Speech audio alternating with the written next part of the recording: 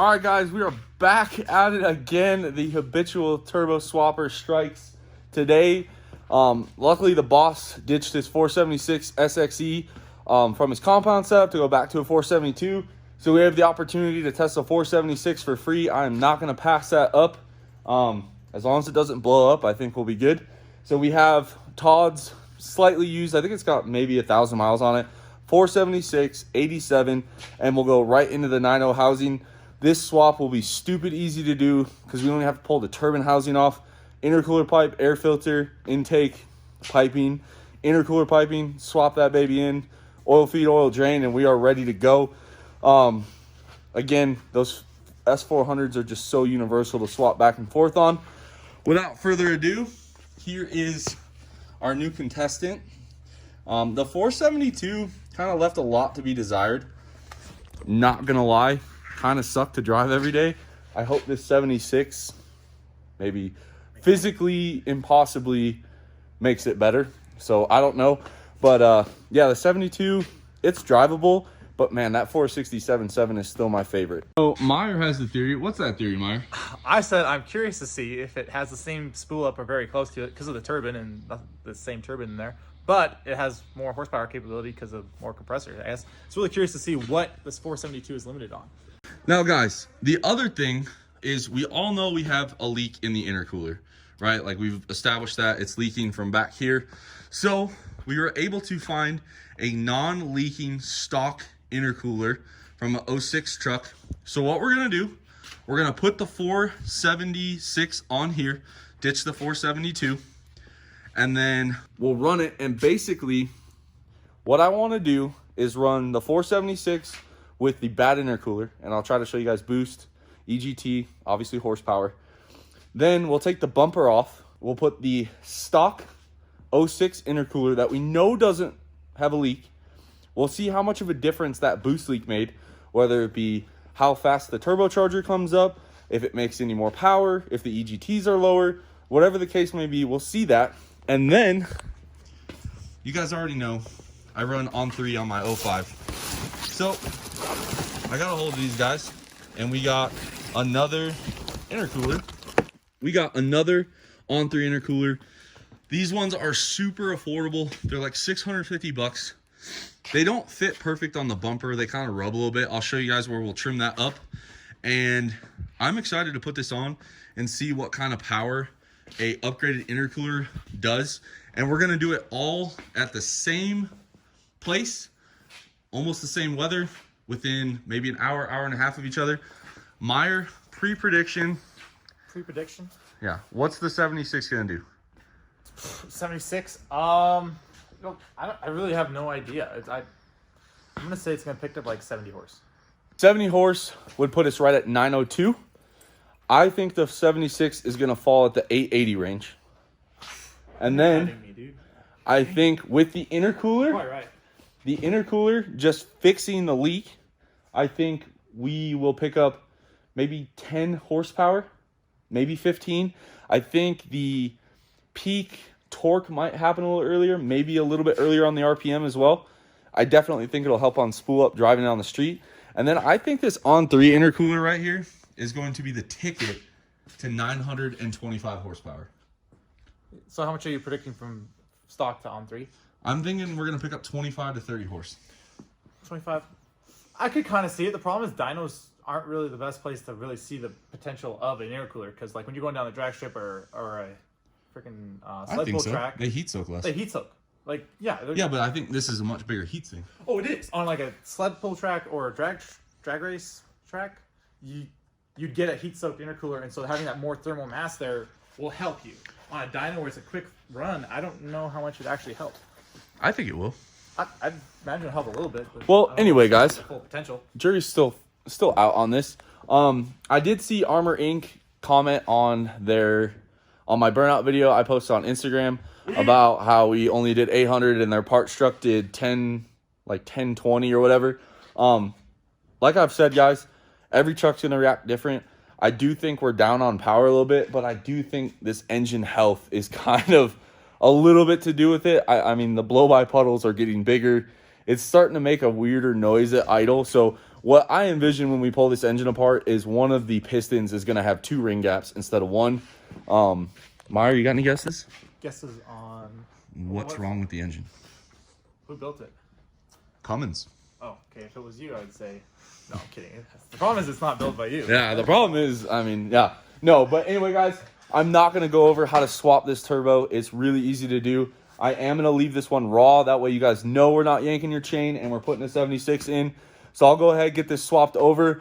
We'll give you guys our first fire, and then we'll get it on the dyno. Here, I thought you were a professional. You're going to make this look easy. I was just curious if maybe we hurt the turbine wheel at some point. It looks fine, dude. Now all we got to do is transfer this flange. Actually, we don't even have to transfer the flange. All we got to do is pull this out, and we'll be ready to install the 476. So again, like always, make sure she's seated. And before we get her tightened down too far, we'll get this pesky oil drain line that I made way too long because Hashtag compounds. those compound curb skis, dude. All right, guys, so we have our brand used 476 all hooked up. Took about 9 minutes, according to Meyer. Now we're gonna go ahead, get it strapped down. We're gonna run it at the same tune that we maxed out the 472. See what kind of power it makes. We'll do 2 runs. Make sure we get a good baseline. Then we'll go ahead, get the bumper pulled off, and swap intercoolers. And the dyno setup, again, we're gonna run it at 2300 auto start. We're gonna run it on the same tune. Let's see what it does. Seriously, volunteered his time to fix the dyno. We found a broken. Common occurrence. Okay. We broke a wire on the eddy, which is why we got that erroneous, however, very sweet number. So now we're gonna go ahead, make sure the dyno's working, and also run our first pass. Hopefully get some data.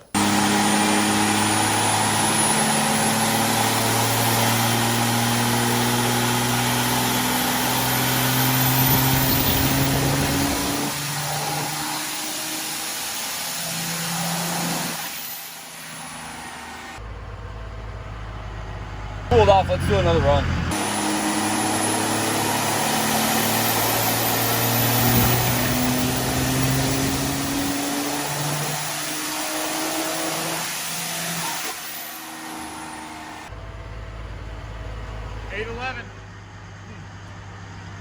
So that was tune 4. So no matter what we did, how we loaded it, what tune we were in, it was doing like low 800s, high 700s.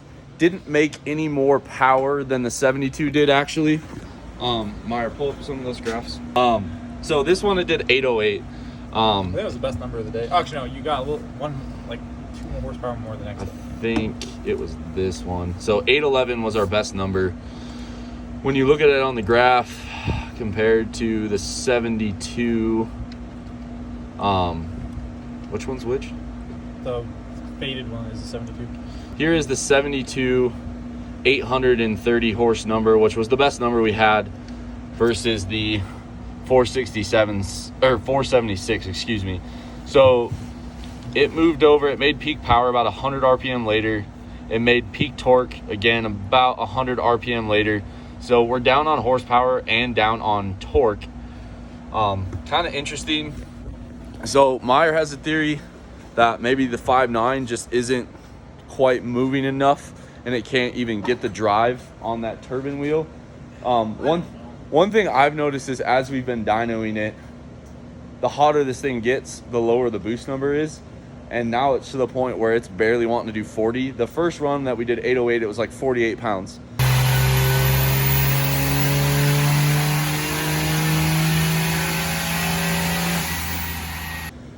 James made some tweaks. It doesn't seem to change much power wise. So one thing I'm wondering is if the 72 did the same thing to us last night. Our best number was the first one where it wasn't heat soaked. I'm curious how much boost we're losing on this 76 with this stock intercooler that's got a hole in it. Or the other thing that Meyer brought up is the factory cam could be wanting to kill the power where this 76 wanting to make the power. So this is kind of a good example of bigger turbo doesn't always mean more power. I really thought the 76 would pick up some power over the 72. So I'm kind of surprised there. As far as the spool up in RPM, I'm not that surprised that it moved it a little bit over. We didn't change anything on the turbine side. all we did was change compressor wheel side. So now we're gonna go ahead, get this stock hole-in intercooler replaced with a factory one that doesn't have a hole in it. So all we're gonna do, disconnect it.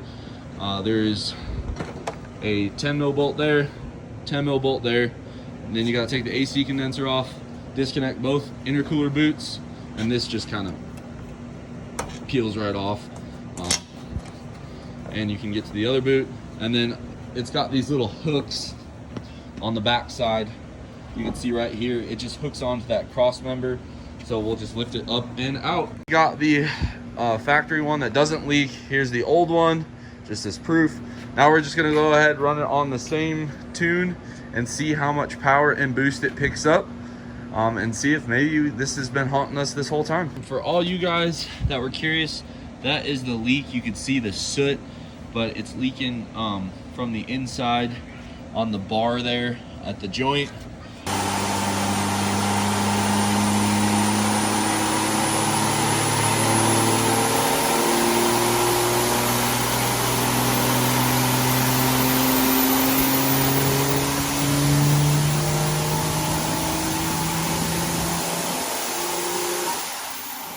Hey, it's 804, you guys. 804. So to show you all the difference between a boost leak and a non-boost leak, the brighter yellow line is the new run. We started at basically the same load. Kudos to Josh for nailing that. But we made a little bit, as you see, you got the power kind of came in faster because boost was coming up faster. And we made like, I don't know, 50 more horse. What was, Josh, you're not really helping. Oh, okay, stop it where it has both of them. Oh. Right there. You're useless. Yeah, so from 718 at that point to 775, so that's actually like and 100 almost 60. So, yeah, power, I mean, makes the truck a lot funner to drive, I'm sure. Yeah, it did sound more whistly coming through the window, didn't it? Like a little bit. Instead of having like 8 pounds when I hit the window, I had about 10. But peak boost still just, it wasn't there.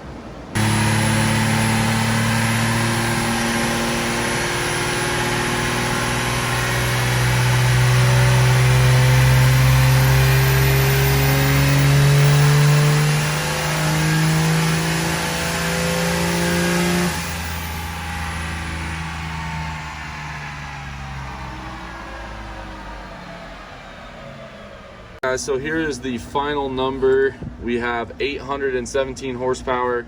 Again, peak horsepower, peak torque did slide over. We lost torque as well. One thing we did notice is it's making a little bit more boost at peak, not much. And the other thing that it's doing is it's spooling up a lot faster. This graph is over time. This one's going to be over engine RPM. And it also carried the power out a little better as well for us. So kind of interesting to see that a bigger turbo did not exactly make more power. I'm a little surprised that a 476 had a hard time on this truck, but given the health of it, I mean, we could be down half a cylinder, not too sure. So I wouldn't take this 76 testing to heart if that's the turbo you want to run. That was my best T4 power number I ever had on a 6.7, was that 476. It wasn't a 1.1 housing, but regardless, kind of cool to see it didn't move the peak torque, peak horsepower too far, just a little bit. But I was a little disappointed to see that it didn't do diddly squat for horsepower. So moving on to the next segment, we have this beautiful On3 intercooler. The only thing we're gonna have to change is these now have to be 3.5 to 3 inch boots. And then the hardware to mount the condenser is 1/4 bolts, which is kind of stupid in my opinion, but whatever. So we'll take the condenser apart one more time and swap the intercoolers. Pretty easy to swap. You have to swap this rubber bushing and these rubber bushings under the J hooks onto the On3. It doesn't come with new ones. So we'll go ahead, get this swapped on and see if this makes any difference on the dyno. And while we put the new intercooler on, I have this Deviant Race Parts condenser cover. I have this on my 05, I like it. So we have the On3 kind of put in here. We got our new boots on. We gotta tighten up the clamps. It gets a lot tighter in some areas with this thing. It is much thicker, much lower as well. And the bumper kind of rubs in this area. So we'll go ahead, get it tightened up, and get this condenser and condenser cover put on. On3 Intercooler, our Deviant Race Parts condenser cover, and basically that goes to the bumper line, so all that nastiness down there you're not gonna be able to see.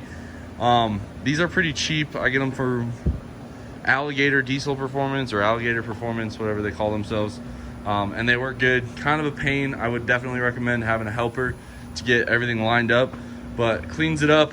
So we got the intercooler in, all of our clamps and boots are tight. So now we're gonna go ahead, see what it makes on the dyno with this upgraded intercooler.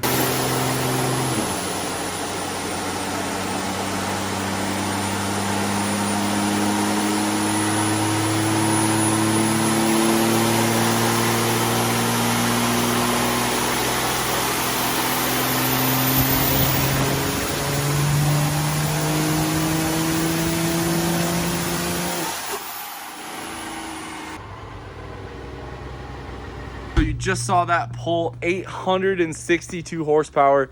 That is the best number we have had with our project truck. I'll be honest, I thought the intercooler would have 30 to 40 horse. Even if you go off our highest number, which was 811, that is a 51 horsepower increase. That's a lot. I was not expecting that. There was no shenanigans. We put the intercooler in less than 20 minutes. So I don't think the engine had time to really cool off. The run started at 182 degrees of coolant temp, and then it spiked up to 216 by the time we were done. So that's pretty normal. I don't think we gave it a disadvantage, and certainly heat soaking would not gain us that much power. So what we're gonna do is kind of work on something else real quick, let the truck cool off, just like we have on every other run, and go ahead and see what the number is again. This is the On3 intercooler. I ran this on my 05. It is a great intercooler. I've been very happy with it. It's held 125 pounds of boost. I've never had an issue out of it. So I do recommend this intercooler, but I am a little taken aback. 862 is a great number. Makes me wonder what we left on the table with maybe the 467.7, the 472.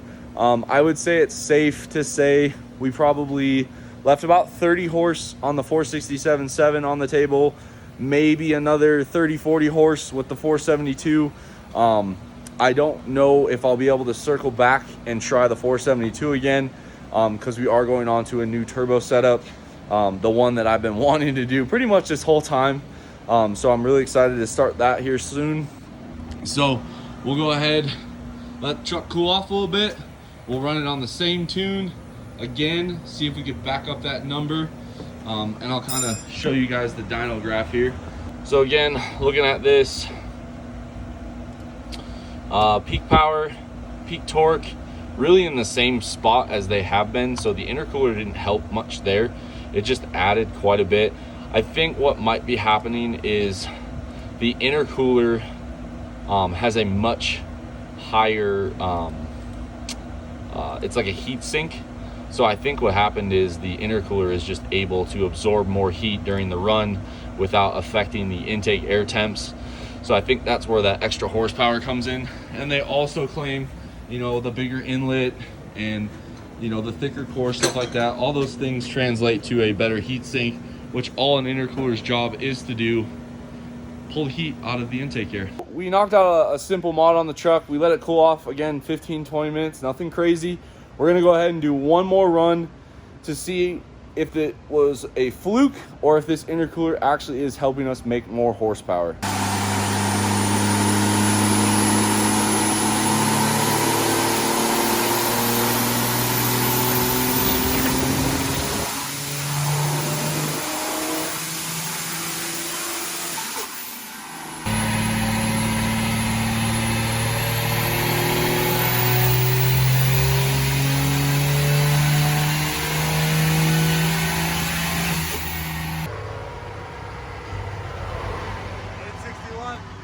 Same number again. Yeah, that's crazy. Huh. That's kind of cool. I mean, that just goes to show you, like, it's not a fluke. That's crazy. Like, that's super. Apparently the stock one is pretty restricted. So here's our last poll. We literally did identical horsepower, which just kind of helps solidify what we found, that this intercooler in fact did pick up quite a bit of power. And just kind of looking at our different dyno graphs, we have the 467.7 here. That was our best number. It did like 780 or whatever. About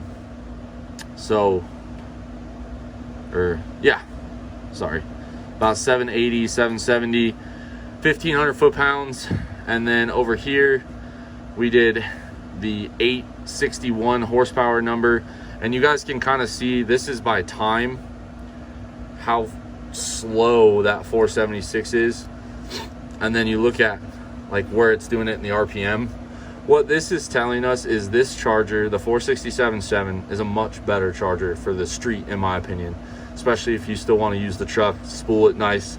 This 476, what's very interesting in all these graphs is look at how well it keeps the power. Like, that is 300 RPM and it barely loses about 40 horsepower. Whereas the 76 starts to taper off really quick.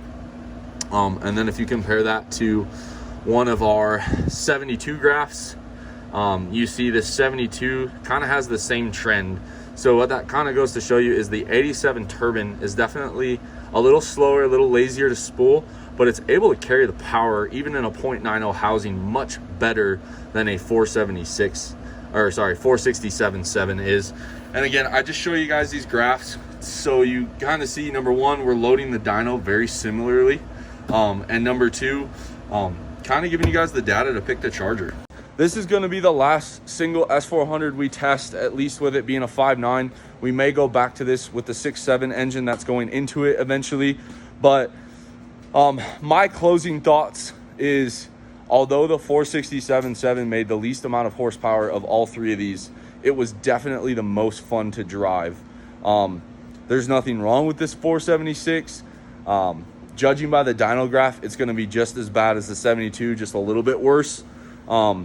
In my opinion, yes, it made almost 100 more horsepower, but to me, I don't think that horsepower gain is worth it as far as drivability lost. On the 6.7 platform, guys, those 87 turbines drive very similar to what an 83 turbine does on this 5.9, which is why so many guys do 72 and 76 singles on 6.7s, and they're still able to drive them really easy. That extra stroke displacement really makes quite a bit of difference. Not knocking anybody with a 5.9 truck if they want to try the 72 or the 76. There's still fun chargers. When that thing is lit, like, hold on, it is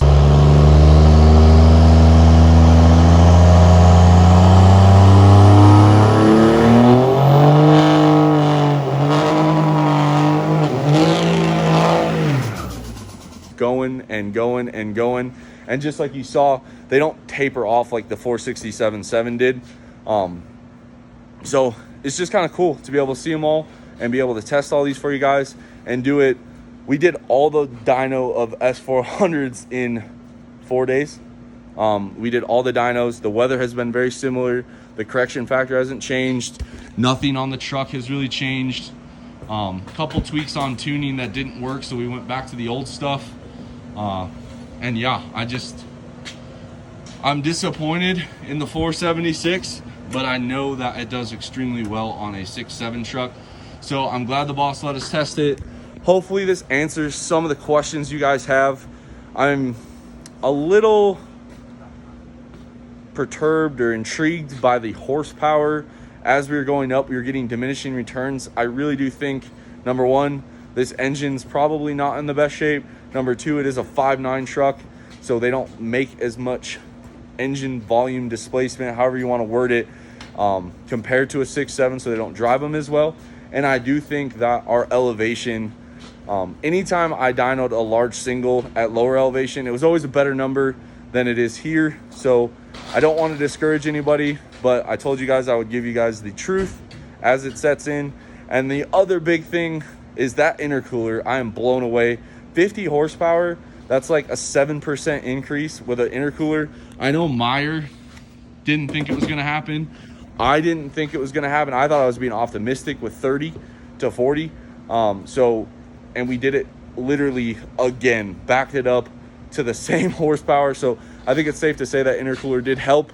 Hopefully you guys like this little mini series inside this big series. From here, we are going to jump into compounds. I'm going to start knocking that out. I'm looking forward to it. I think compounds on this 5.9 truck is really going to get us to that 1,000 horsepower goal. I do think if nitrous was on the table, the 72 or the 76 would have got us to 1,000 horse on the bottle. It's just, I want to do it fuel only with the fuel system that we have. So as always, guys, I hope you like this video. Comment, subscribe to continue on this little journey we got going on, and I'll catch you guys on the next one.